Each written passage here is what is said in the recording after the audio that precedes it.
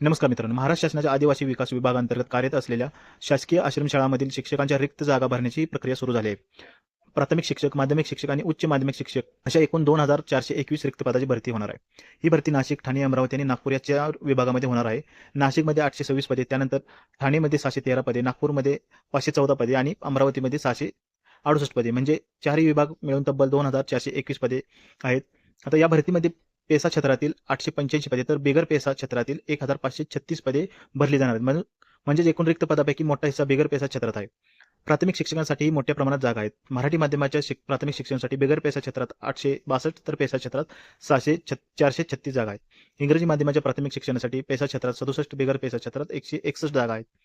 माध्यमिक शिक्षकाच्या मराठी माध्यमासाठी बिगर पेसा क्षेत्रात 352, पेसा क्षेत्रात 138 आहेत. तर इंग्रजी माध्यमाच्या माध्यमिक शिक्षकासाठी पेसा क्षेत्रात 5 आणि बिगर पेसा क्षेत्रात 22 पदे आहेत.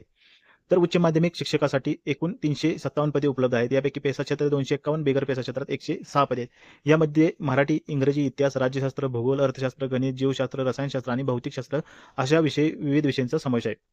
म्हणजे जर तुम्ही शिक्षक पदासाठी पात्र असाल तर ही भरती तुमच्यासाठी महत्त्वाची संधी ठरू शकते. विशेषतः तुमचा विषय, माध्यम आणि पेसा किंवा बिगर पेसा क्षेत्रातील पदांची उपलब्धता तपासणे अत्यंत महत्त्वाचे आहे. आणि ही भरती पवित्र पोर्टलच्या माध्यमातून नियमानुसार आणि पारदर्शक पद्धतीने केली जात आहे. त्यामुळे शिक्षक भरतीची तयारी करणाऱ्या उमेदवारांनी ही माहिती नक्की लक्षात ठेवा. 2421 पदांची ही मोठी भरती तुमच्यासाठी संधी ठरू शकते. अशाच महाराष्ट्रातील सरकारी भरती योजना आणि महत्त्वाच्या शासन निर्णयाची माहिती सर्वात आधी मिळवण्यासाठी आपल्या माहिती तुमच्यासाठी चॅनलला सबस्क्राईब करा आणि ही माहिती गरजू उमेदवारापर्यंत नक्की शेअर करा. धन्यवाद.